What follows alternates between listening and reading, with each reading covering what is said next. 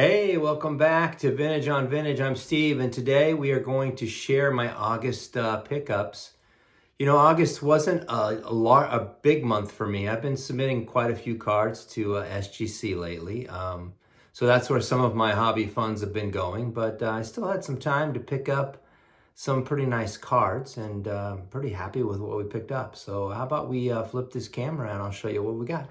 Okay, so the first two cards I'm going to share with you are the two cards I used in our last Bargain Hunters episode with John. John P. Collects Cards. We were doing Veda Pinson. I actually picked up two cards this month, one official, one unofficial. The unofficial one is this beautiful 1959 Veda Pinson card. This was my favorite Pinson card of all time until I got the my official one, which I'm going to share with you in just a second. But I love this card.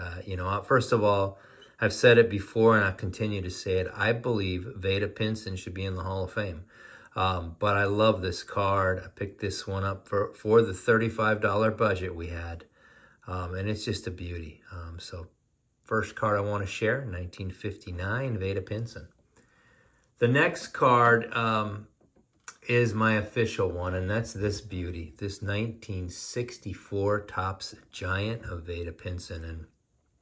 And, I saw this card, and I kind of fell in love with it.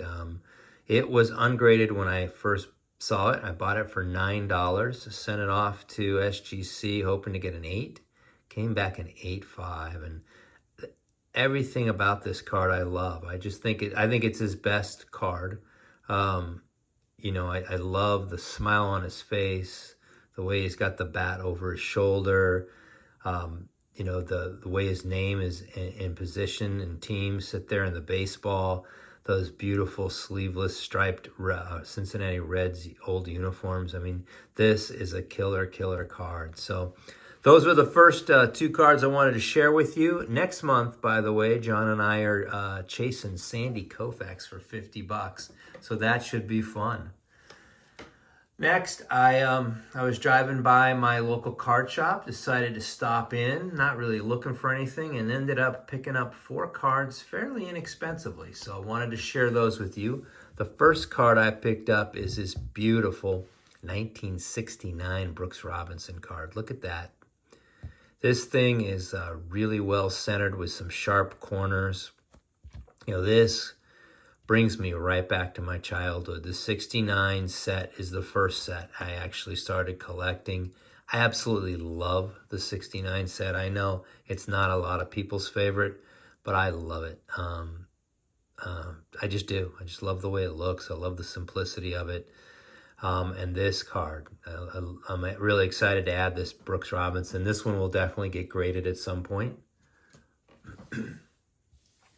Continue to pick up Don Drysdale cards. Look at this beautiful 1967 Drysdale. Really well centered and a great picture for Mr. Drysdale. The back, a little faded, but still a solid card. I'm hoping to finish his run. I'm getting closer. I think I'm down to about 3 cards, maybe 3 or 4 cards of his that I might need still. So this one will eventually get graded also. Staying with the 67s, look at this beautiful Juan Marichal I picked up. So first of all, Marichal was he's really underrated pitcher. He was unbelievably good. He won the most games of any pitcher in the 60s. I think, he didn't win Cy Youngs, but he was going up against the likes of Koufax and Drysdale and Gibson. But anyway, it's a beautiful card. Look at the back on this thing. This one looks like it's packed fresh pulled. That's how crisp this card is. When you compare it to the Drysdale, right, and the fading, this card almost looks like it just got pulled right out of the pack. So really excited to grab that card. And then the last card I added at my LCS was this 1960 Warren Spahn, all-time great pitcher, one of the best to ever do it. So anytime you can pick up a Spahn card, especially, this well-centered and with this crisp of a pitcher, I'm going to do it. So I picked up this 1960 Warren Spahn. And then I was up with my family on vacation in South Haven, and I went to my local antique store and I picked up this beauty. I picked up this 1970 Johnny Unitas Glossy.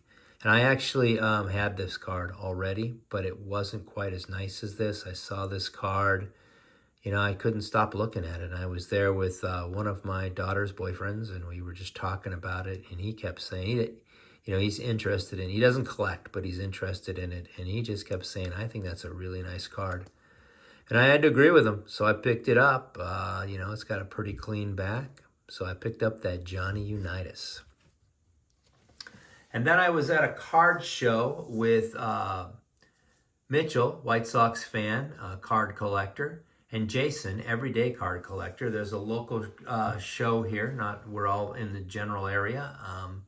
And it's mostly modern, but I had a pretty good day on the vintage front. So the first card I grabbed at that show was this 1953 Ralph Kiner in a 1.5. And I, you know, Kiner, I don't have a lot of Kiner in my collection, and I do want to get him there. I think he was a really, really good ball player, great power hitter. And I love this 1953 set. I think this card just, I mean, yeah, it's a 1.5, so it's got it's got a little bit of wear and tear, but nothing on the face, no wrinkles or anything on the face or creases. Just a beautiful, beautiful card. I think it just, I mean, I love the way it looks. So, and I picked this one up really cheap.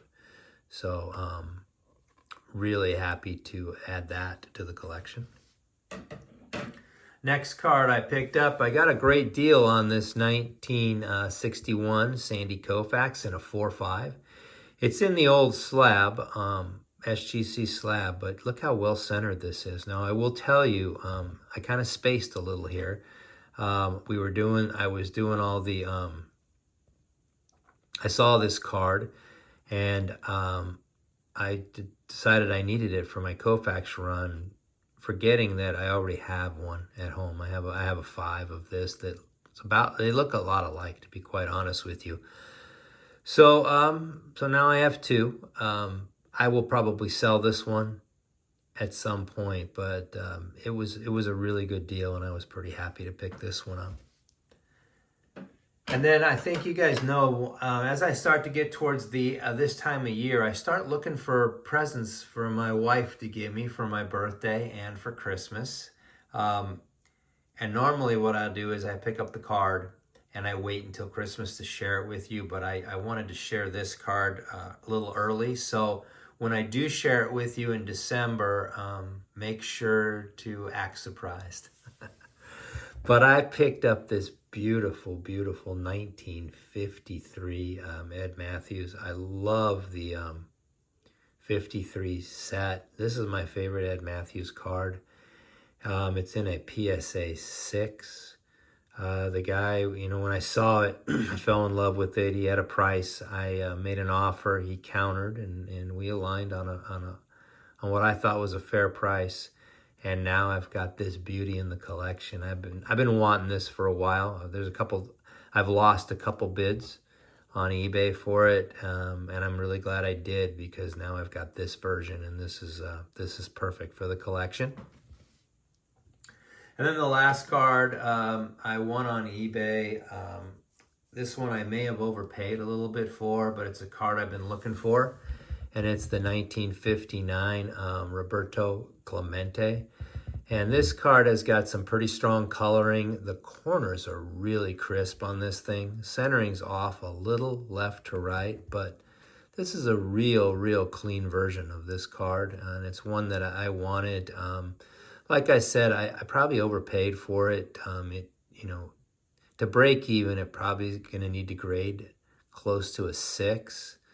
I think it's got a shot at that, but you know, that doesn't really matter to me all that much. I'm not looking to break even. This is a card that, you know, I don't want to sell. This is a card that I want to keep in the collection for a while.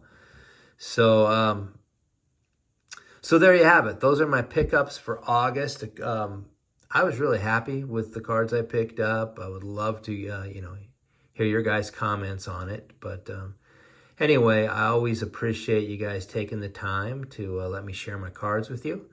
Until we talk again, stay safe, keep collecting. Take care.